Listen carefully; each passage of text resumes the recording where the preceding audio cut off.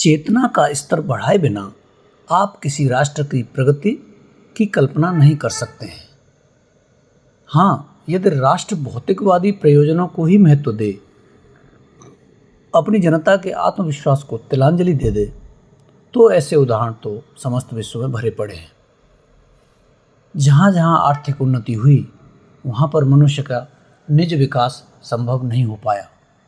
अन्याय, शोषण, अत्याचार का किसी प्रकार बोलबाला बना ही रहा है एवं प्रगति के नाम पर आडंबर युक्त जीवन शैली का ही प्रचलन बढ़ा है तथा मनुष्य के विकास में महत्वपूर्ण जीवन मूल्यों की इतिश्री कर दी गई है।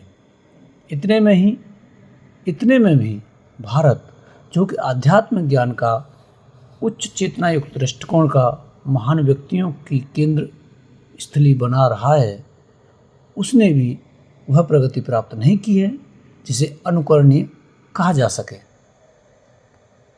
विश्व के विकास का आधार जिस आत्मिकी को होना चाहिए, वह अभी तक विश्व पटल पर आच्छादित होने में, अपनी गुण गरिमा से मानवता को निहाल करने में असफल रही है।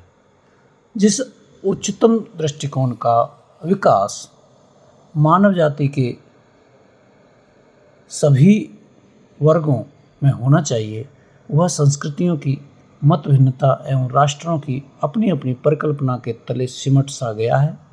और अब हमें विकास की परिभाषाएं तो पता हैं, पर वास्तविक विकास होता दिखाई नहीं पड़ता। इसी परिप्रेक्ष्य में गीता का संदेश मुखरित हो पड़ता है, जिसमें कि मानव मन की उच्चतम संभावना का दिग्दर्शन कर हमें एक श्रेष्ठ मानवता के निर्माण का सूत्र दिखाई पड़ता है।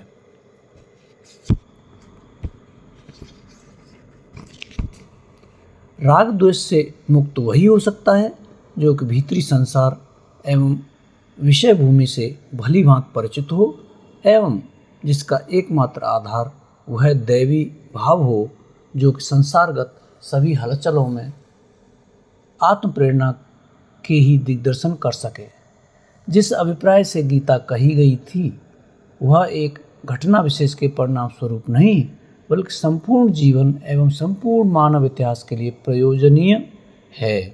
गीता का संदेश अमर है, चिरकाल तक स्मरणीय है। उसके पात्र समयगत धारा में परिवर्तित हो जाने वाले नहीं हैं एवं उसका वर्णन समष्टि हित में प्रयोग करने योग्य है। गीता का महात्म अर्जुन के लिए ही नहीं, प्रत्येक उस व्यक्ति के लिए है जो कि अपनी चेतना को सशक्त बना जीवन के कल्याण का पथ प्रशस्त करना चाहता है।